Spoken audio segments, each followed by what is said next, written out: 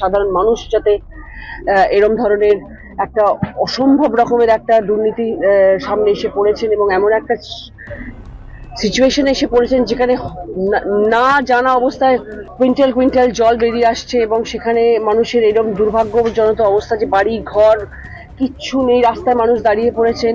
আর এটা ওনারা বলছেন, ওনারা জানিয়ে পাঠিয়েছেন, সেটা অ্যাকচুয়াল কি ঘটনা সেটা তো আমাদের কাছে এই মুহূর্তে জানা নেই।